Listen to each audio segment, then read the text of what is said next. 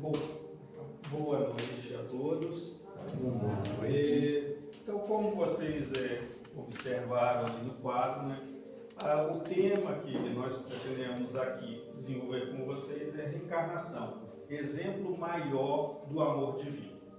E aí uma das primeiras questões que nós temos que nos lembrar é que a doutrina espírita, na realidade, quer dizer, que completou agora recentemente, 165 anos do seu grande marco, que foi a publicação da primeira edição do Livro dos Espíritos, ela, na realidade, veio sistematizar o conhecimento.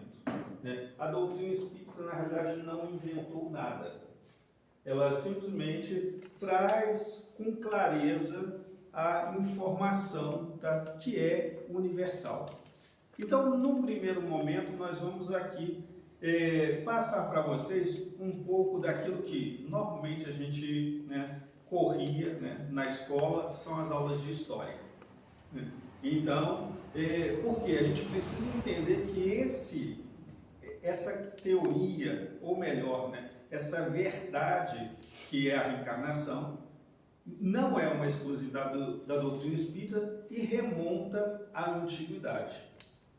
Então, nesse sentido, a gente vai lembrar, tem uma publicação que muitas vezes muitos de nós espíritas deixamos de lado, que se chama Reencarnação, que foi uma publicação de um dos precursores da doutrina, contemporânea a Kardec, Gabriel Delany.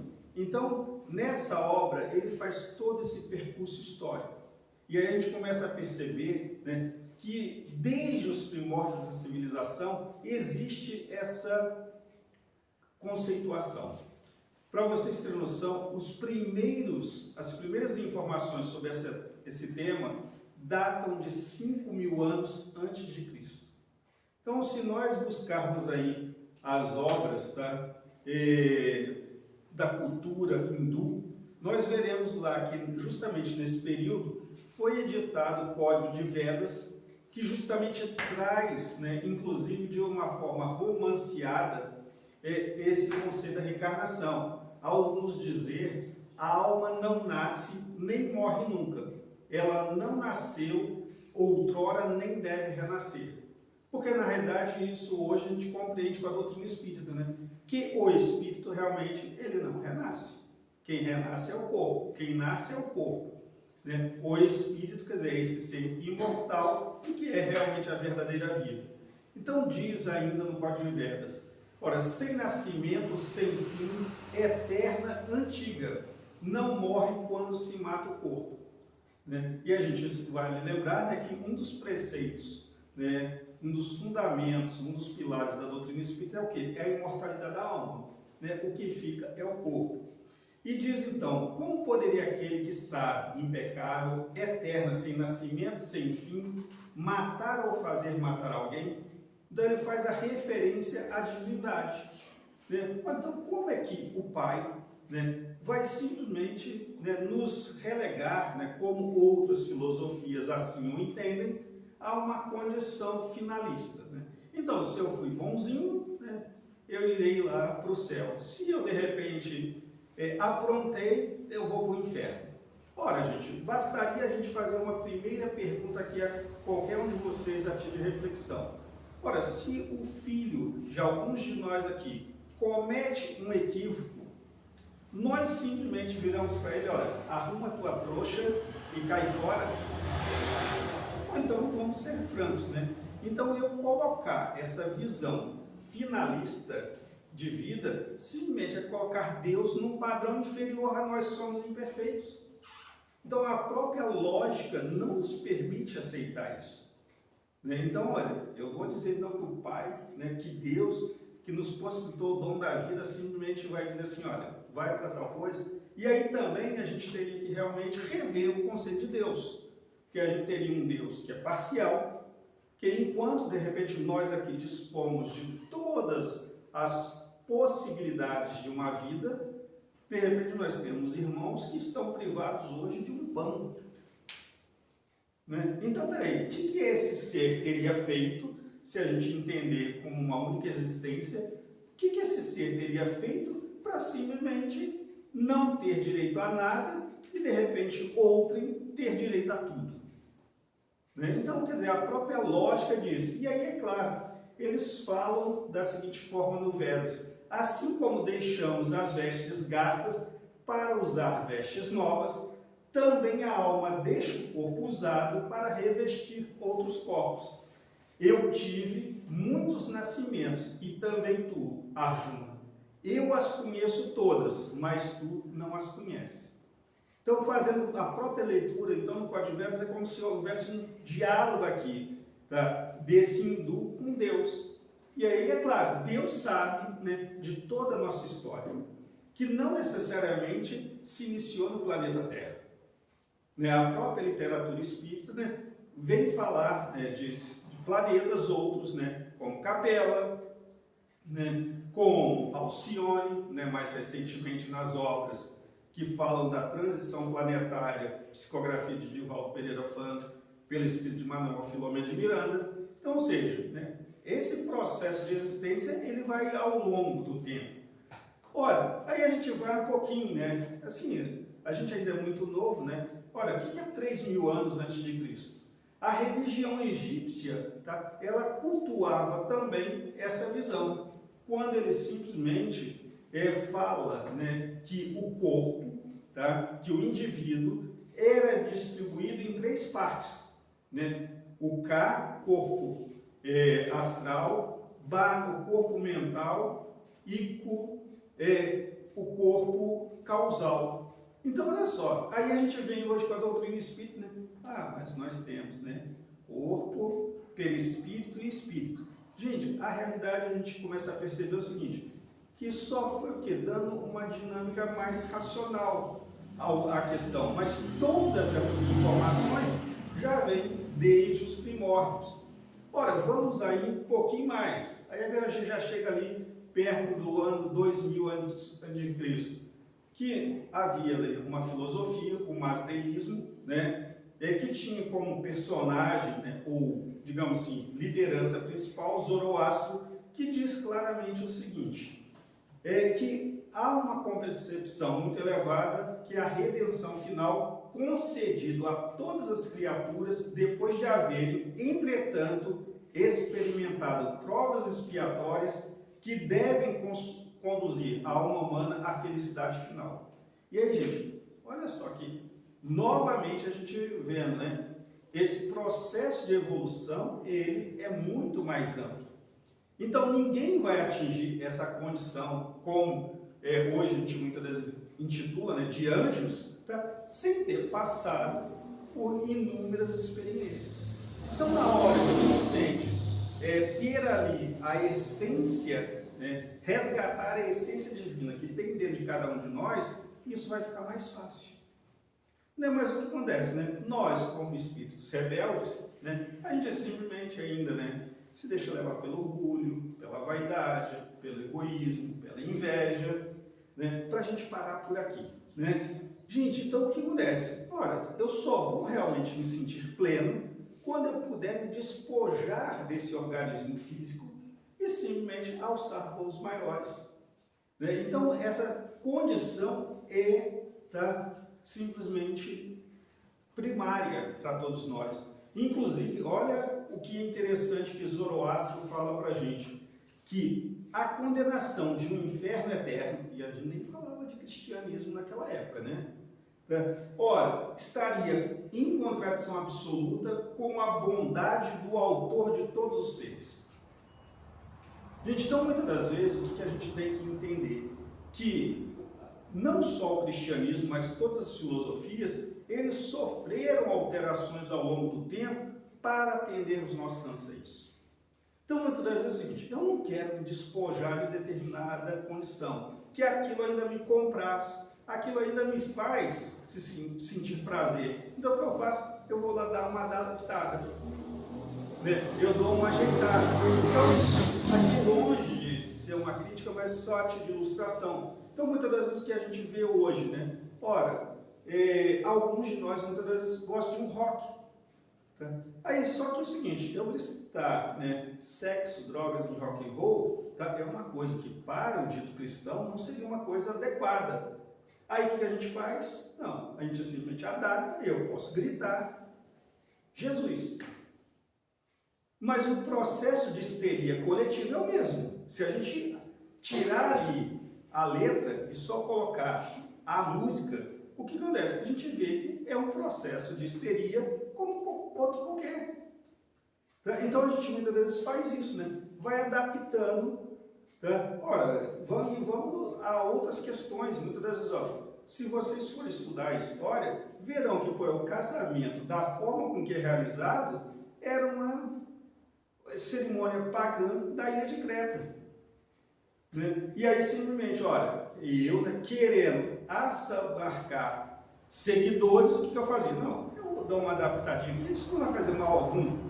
Tá? Então eu simplesmente vou lá, faço uma adaptação e aí eu trago aquela turma para debaixo da minha asa. Quem assistiu, para vocês verem como isso é fato, quem assistiu aquele filme Irmão Sol e Irmão Lua, né, num determinado momento, né, quem assistiu sabe que Francisco de Assis, né, ele quis romper com aquela visão materialista da igreja. E aí, simplesmente, ele foi condenado à prisão, tá, pelo Papa. E aí, num determinado momento do filme, o que ocorre? Tá? Simplesmente o Papa chama Francisco de Assis e simplesmente, de uma hora para outra, ele diz assim, não, olha, meu irmão, realmente, eu estive refletindo e tudo mais sobre as tuas palavras e eu acho que tu tem coerência. E no filme, mostra dois bispos ao lado, dizendo assim, poxa, mas o Papa ficou louco. Né? Aí, um desses interlocutores diz assim para o outro, olha, não, o Papa é sábio. É dessa forma que nós vamos trazer de volta para a igreja os fiéis que nós estamos perdendo. E aí, quantos de nós, muitas das vezes, queremos centralizar as coisas como forma de perpetuar a nossa condição de poder? E isso, Zoroastro frisava bem ao falar disso. Ora, vamos um pouquinho mais avante na história, o budismo. Nossos irmãos budistas, eles falam de um ciclo de vida carregado de sofrimento, de morte e renascimento, sem começo e sem fim. Mas diz também o seguinte, que essa roda da existência, simplesmente ela promove a libertação. E quando então atingimos aquilo que alguns de nós já ouvimos falar, esse termo, né, o nirvana, o que nós efetivamente alcançamos? Esse poder de focarmos os nossos ideais naquilo que realmente vale a pena. Né? Então não serão as paixões do mundo que me desviarão daquela rota que eu, hoje, com o conhecimento da doutrina do Espírito, sabemos que muitas das vezes eu próprio planejei. Então, quando a gente muitas vezes vai reclamar de determinadas coisas, né, no percurso da nossa vida, é só aquela dificuldade, a gente não se apercebe, né, que, peraí, né?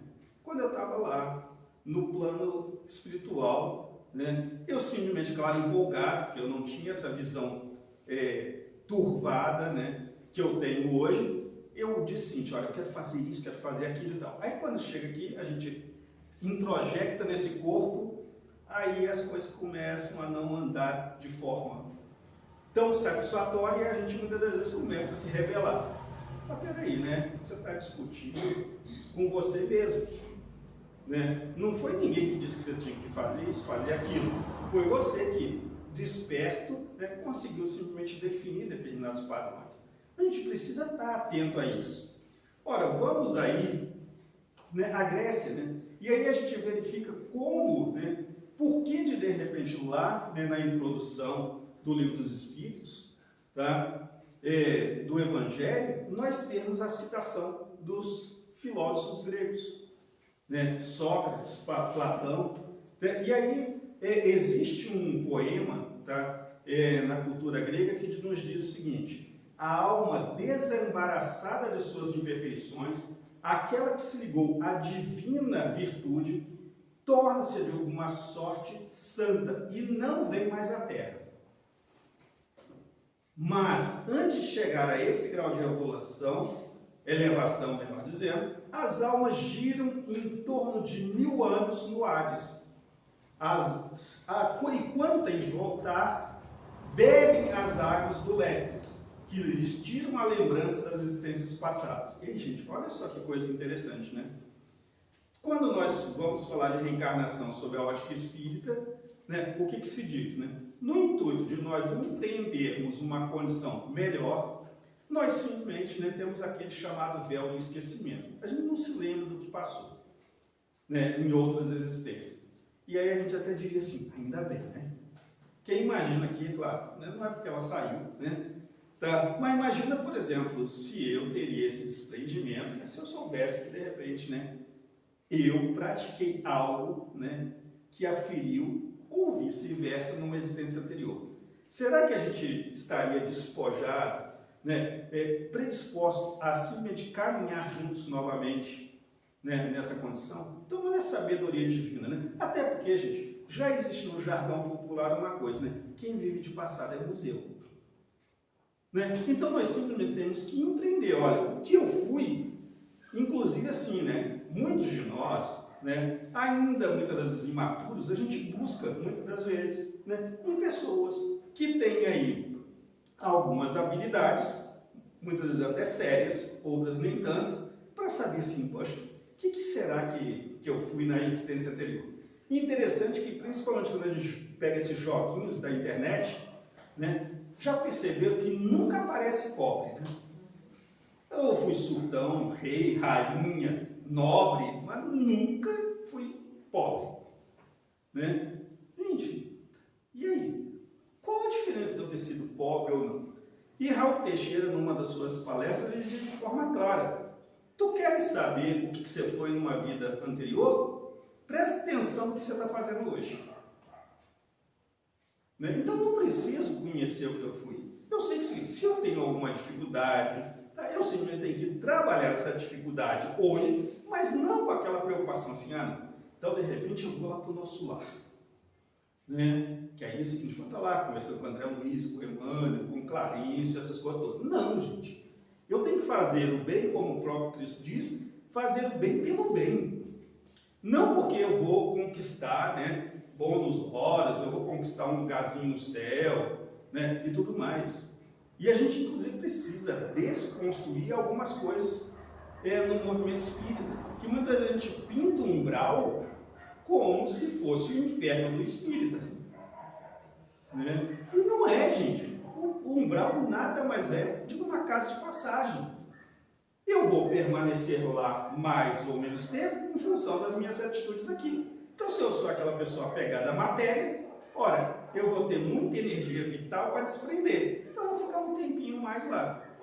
Agora, se de repente eu resolvo não ficar só no discurso e realmente seguir Jesus, tá? Em ações e não em palavras apenas, ora, simplesmente como se fosse, né, uma escala rápida, né? Eu simplesmente poso lá, né? De repente vem a turminha, ó, Crisano, Altamiro, vocês já estão em condições de dar, né, seguir viagem, tá?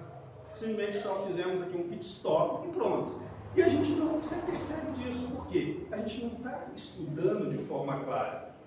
Ora, ainda na Grécia, e aí a gente vê como isso é atual, ele diz claramente, a justiça de Deus não é a justiça dos homens.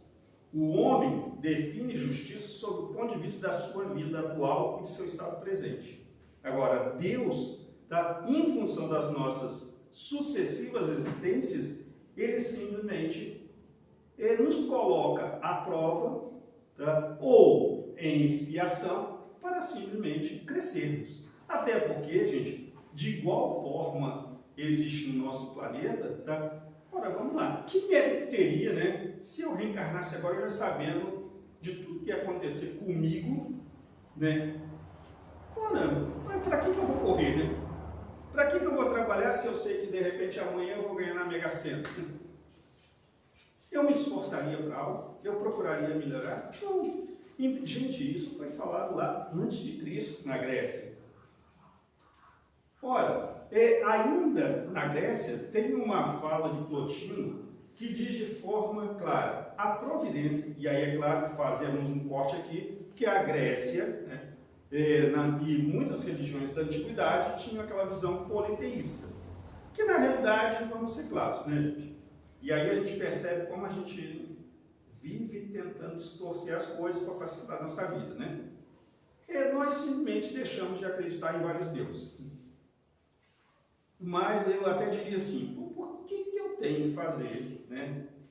E isso, longe da gente ser aqui qualquer crítica, tá? Mas a gente tem que refletir. Esse é o papel da doutrina espírita, a fé raciocinada. Ora, assim, porque, peraí, se eu posso ir direto à fonte, né, conversar com Deus, por que eu de repente tenho que fazer prece para Emmanuel, tá? Para Chico, tá? Para André Luiz, tá? Para Bezerra de Menezes, para o mentor da casa, tá? Se eu posso falar direto com o Pai, desde que eu me coloque em condições para isso. Então é o seguinte, na realidade o quê? A gente, de uma certa forma, fez uma adaptaçãozinha do que eram aqueles deuses da antiguidade, do que são os santos da Igreja Católica, que é o seguinte, é um intermediário, né? Já que eu não consigo manter o meu padrão de vibração para chegar lá no topo. Mas o que a gente tem que perceber de forma clara? Né? A providência dos deuses assegura a cada um de nós a sorte que lhe convém, o que é harmônica com os seus antecedentes, conforme vidas sucessivas. Então, voltamos àquilo. Se eu quero saber, digamos, eu tenho uma ideia do que eu fui, basta eu analisar a minha presente vida.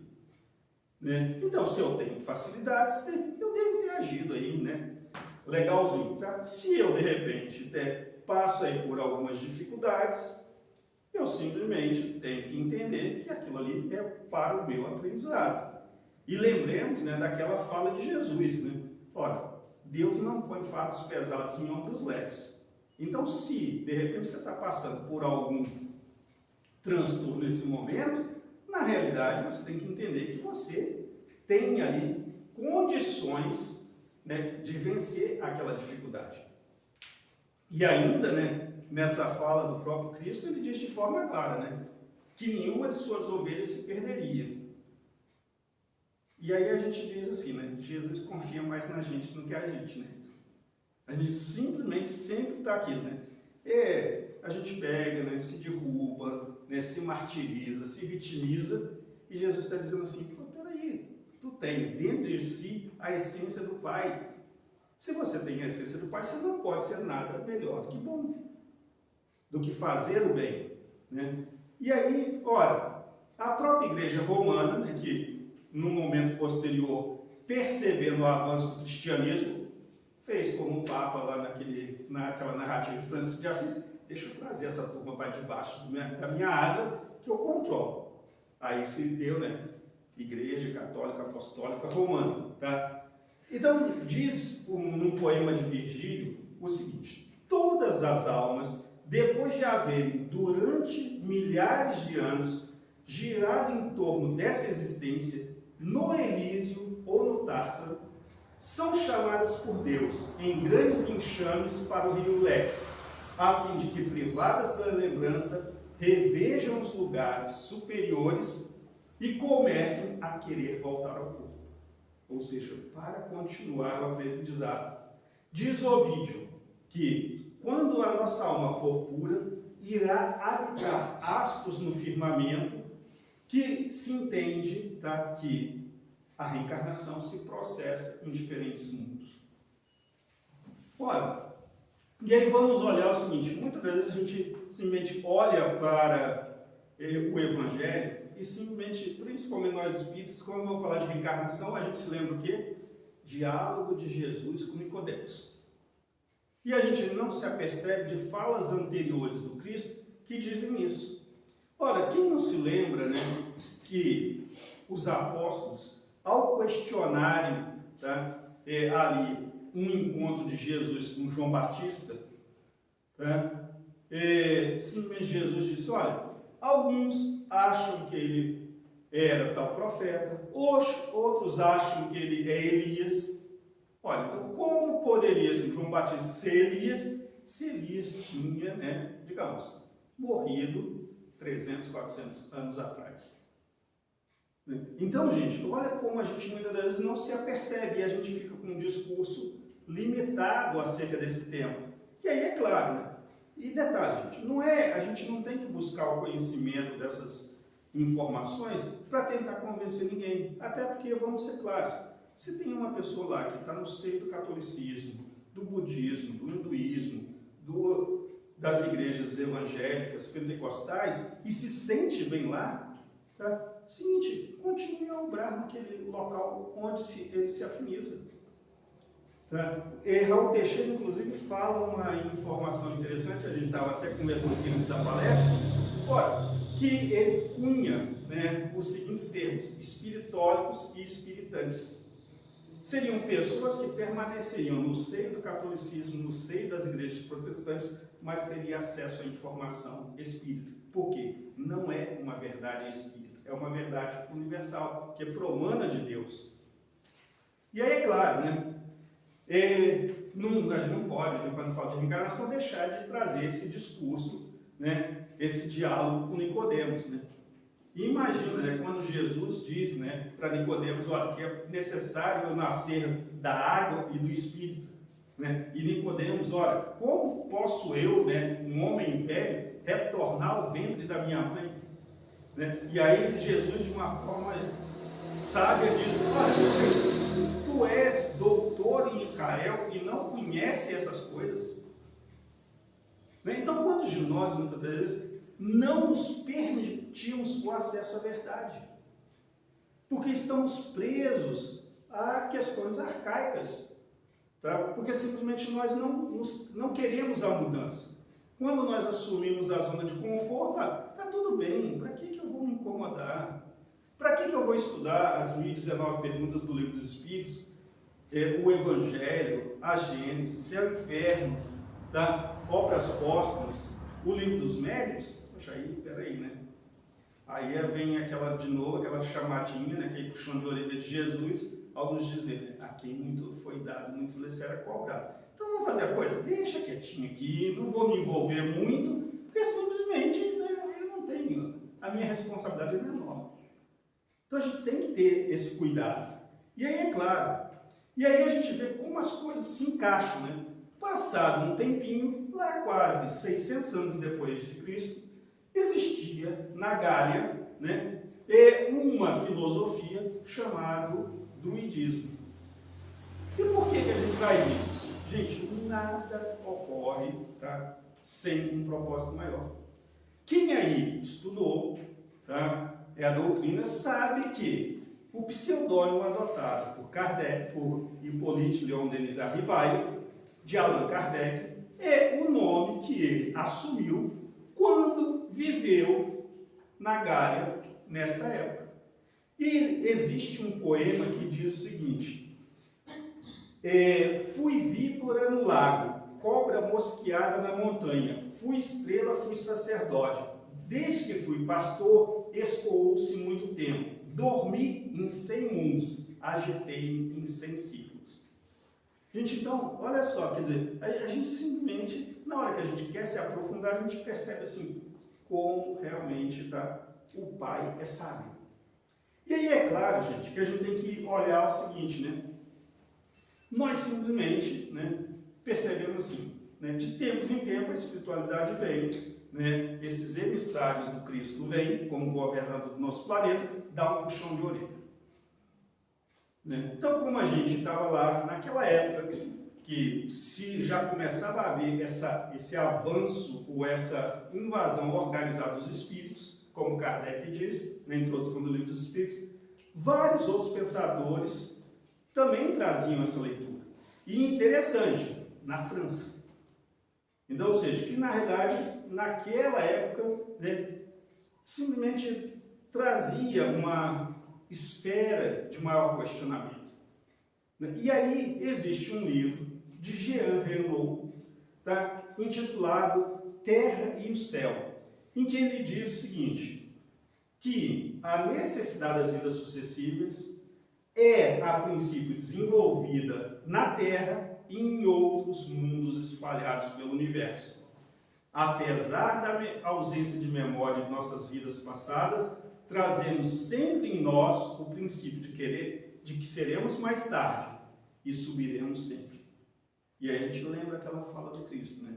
Qual é o nosso objetivo maior? Sermos perfeitos como perfeito é o Pai, que está nos céus. Gente, então olha que coisa. Isso, essa obra foi editada 17 anos antes de eclodir a doutrina espírita. Né? Então, ou seja, já se buscava. Porque naquela época, se vocês se recordarem, olha, o fenômeno das mesas girantes começava a encantar a nobreza europeia, tá, por recreação.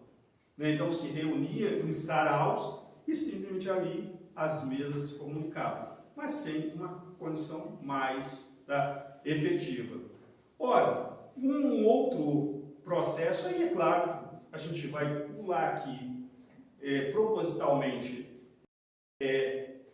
o Espiritismo. Vamos olhar o seguinte, que lá em 1915 ocorreu, tá, um episódio chamado Inquérito de Caldeirão. E nesse inquérito, que é narrado por Dr. Maxwell no livro Fenômeno Psíquico, ele diz o seguinte: quanto a mim, parece-me muito aceitável a hipótese da reencarnação. Ela é moralizadora. É uma fonte de energia e, ao mesmo tempo, auxilia o desenvolvimento das sociedades pelo sentimento que impõe de uma hierarquia necessária. Gente, então olha só como todo esse movimento ele vai perpetuando. E aí é claro, gente, que a gente tem que ter um detalhe, né?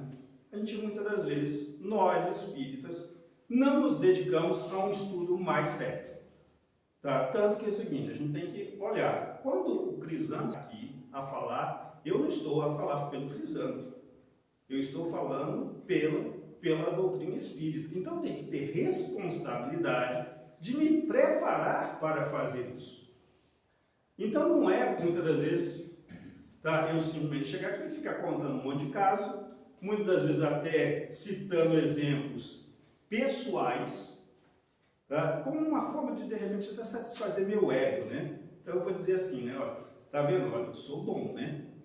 Não, gente. Então a espiritualidade vem e dá um puxão de orelha. De igual forma fez na época de Kardec. Então, para vocês terem noção, em 1966, Ian Stevenson, tá? Ele publicou, um pesquisador norte-americano, publica uma série de livros, uma série de obras falando sobre reencarnação. No mesmo período, na década de 1980, tá? Ali um pouquinho mais, no Brasil, Hernani Guimarães de Andrade cria toda uma sociedade para pesquisar e publica um livro, Reencarnação no Brasil, em que traz aí inúmeros casos comprovados de reencarnação. Na mesma época, tivemos aí o Dr. Banerjee, tá? Um parapsicólogo indiano, radicado nos Estados Unidos, que simplesmente também cunhou uma obra, né, 50 casos comprovados de reencarnação pelo mundo. Um deles, inclusive, gerou um filme a posteriori. E aí, o que acontece? E todos nós aqui, né, pelo menos, né, todos nós é um modo de dizer, né, talvez eu, né, Altamiro, né, a turma aí, né, que, né, já virou o cabo da Boa Esperança, né, simplesmente vai se lembrar das manhãs de sábado que existia aqueles episódios do Carl Sagan na Globo pela manhã, né, que ele falava das questões aí envolvendo o universo. E se vocês buscarem lá os arquivos antigos, os vídeos antigos, em um dos momentos ele fala sobre reencarnação, um dos episódios daquela saga. Olha, mas não é só isso. Gente, volto a dizer, quando nós nos omitimos a essa responsabilidade de levar a informação para o mundo, né, a espiritualidade vem só para lá, né, no ouvido da Silvia, da Juliana, olha, que são, digamos, roteiristas, são simplesmente aí cineastas, e aí começa a pipocar uma série de filmes e séries. E, por exemplo, agora, recentemente, né, trocando ideias com amigos aí, né, da época que eu tinha, né, menos idade, né, quando eu era jovem, né, como a Catherine, né, então é o seguinte, né, aí a gente descobriu, através da filha de uma dessas nossas amigas, que na Netflix existem pelo menos 4 séries que abordam a temática da reencarnação, de origem coreana, sul-coreana. Né? E aí a gente simplesmente diz assim, né?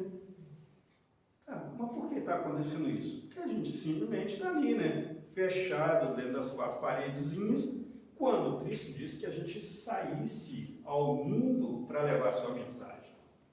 Ora, gente, tanto que o próprio Cristo diz que não são os sãos que precisam de remédios, mas sim os doentes. Mas doentes no sentido de não terem acesso à informação. Não porque eles são maus, são ruins, nada disso. É porque, de repente, nós simplesmente estamos a privar essas pessoas do acesso. Então, quando a gente diz, a pandemia está aí, digamos, aos poucos, né, se distanciando. Gente, mas quantas pessoas passaram a acessar o conhecimento espírita através dos vídeos que realizamos aí nas diversas casas?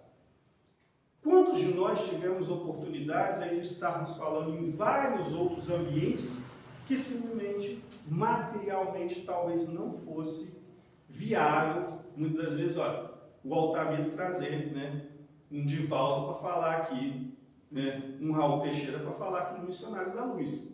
Né, o custo seria proibitivo, mas de repente ele pode, com o celular, né, conectar com essas pessoas e eles fazerem uma palestra e tá um pessoal aqui no Missionários assistindo e milhares de outras pessoas estando nas suas casas assistindo também, participando desse banquete que é o convite de Jesus. Olha, e aí temos que lembrar aqui, né, alguns filmes, né, que trazem até uma visão que a gente, claro, precisa esclarecer. Quem é que não assistiu As 4 Vidas de um Cachorro? Né? Que na realidade mostra lá o cachorrinho vindo, voltando e tal. Ora, gente, é claro, a gente sabe que pelo menos a gente, pela visão espírita, que é o seguinte, né?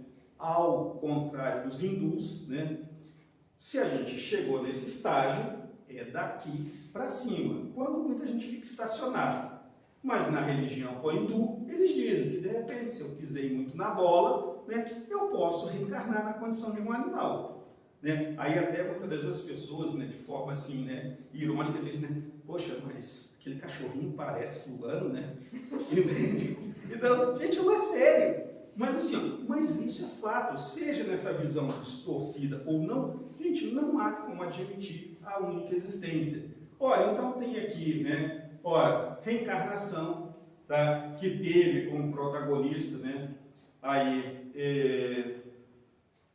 artistas que inclusive despontaram no Oscar, tá, lembranças de outra vida, né, temas aí, como eu falei, né, reencarnação de Mânica, que foi baseado nos estudos de Banerjee, né, que aí imagina, gente, vocês vão, né, para uma região da Índia, né, miserável, digamos, como se a gente brincasse aqui, tá aqui em Santa Catarina, numa região inóspita, e simplesmente uma criança, tá, de seus 7 anos começando a estudar numa missão católica, começa a falar com um padre em inglês fluente. Né? Vamos assim, contextualizar. Imagina, de repente, eu nem sei português direito. Aí eu com 7 anos começo a dialogar com um padre, tá, em inglês fluente. Eu sendo lá, digamos, um favelado. Tá? E aí aquilo começa a questionar o padre. E aí simplesmente essa menininha inquieta, ela simplesmente foge. E vamos imaginar aqui, para contextualizar no Brasil, ela sai de Santa Catarina, né, e simplesmente vai parar em Fortaleza, do outro lado do país.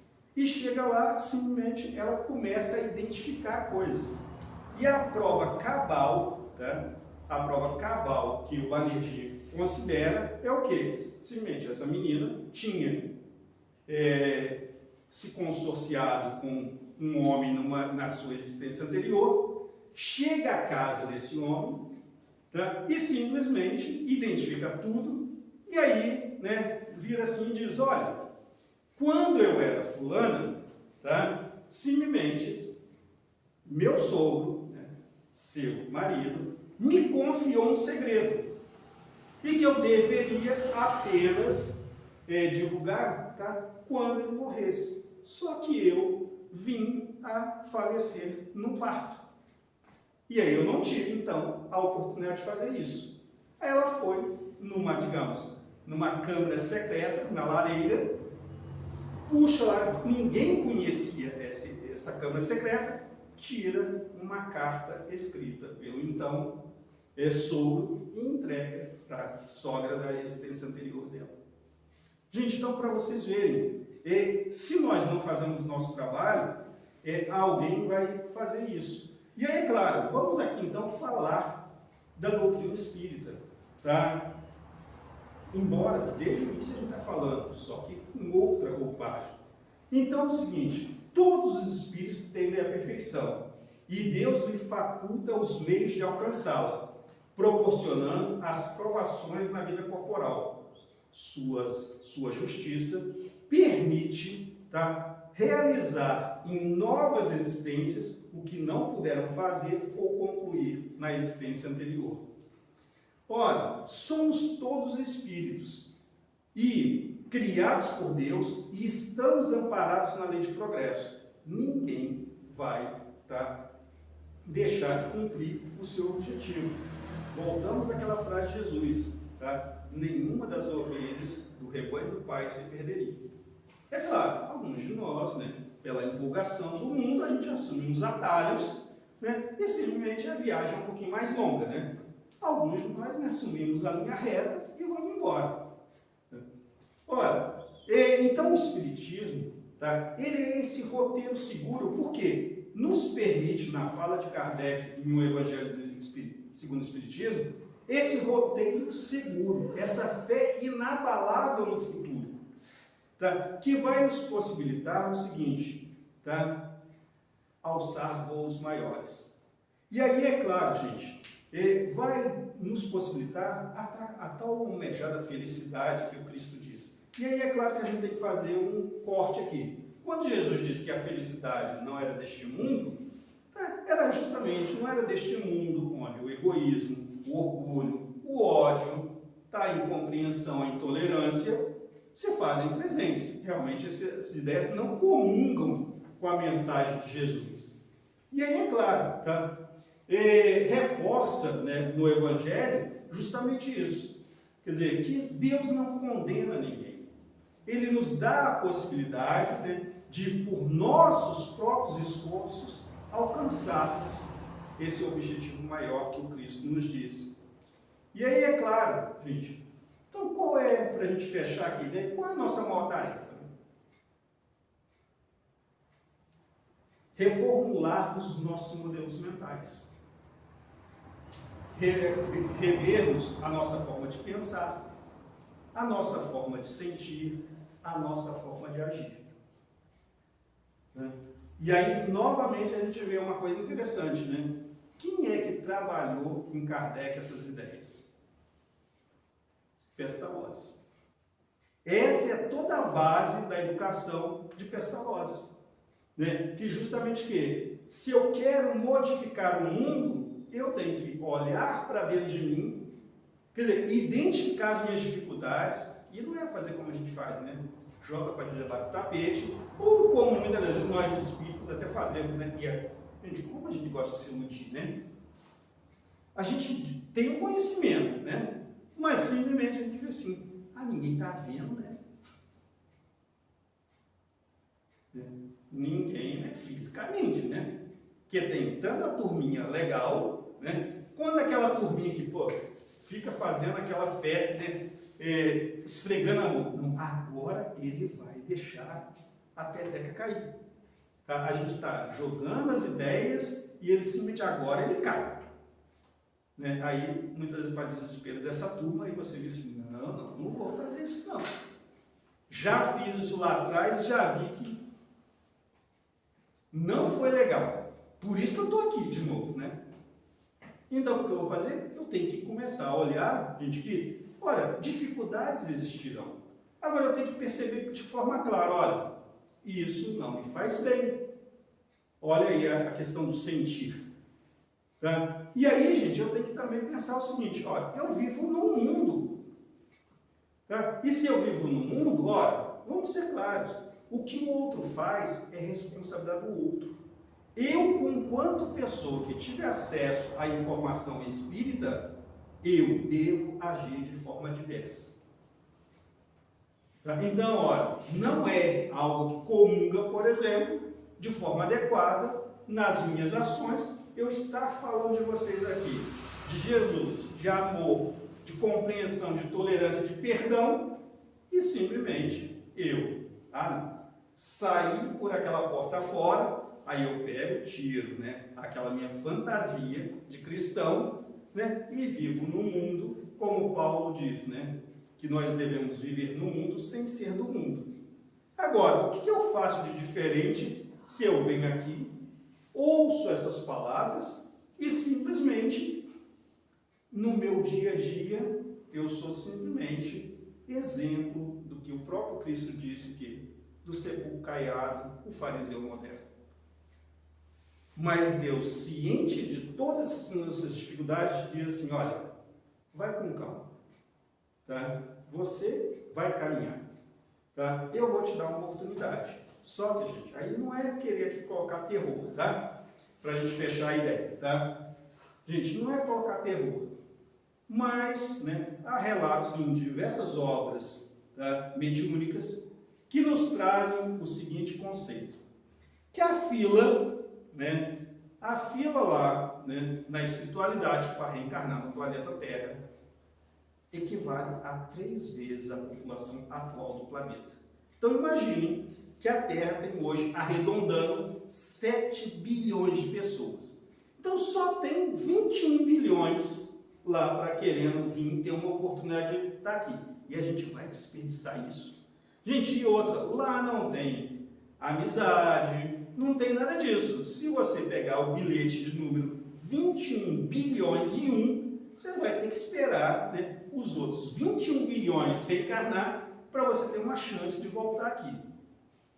Gente, e detalhe, né? Como muitas vezes a gente, pelo egoísmo e tudo mais, a gente hoje, né, planeja, né, um número menor de filhos. Então, gente, essa volta vai levar, né, alguns séculos. Então, gente, vamos aproveitar a presente existência. Ora, Jesus está aí, de uma forma direta ou indireta, nos falando. E a gente simplesmente está se fazendo ainda de ouvidos moucos e não se permitindo participar desse banquete maior, que é o amor de Deus por todos nós. Então, muito obrigado aí pela atenção, tá? E que a gente possa realmente aí aprender mais e mais, tá, no nosso dia a dia. Obrigado.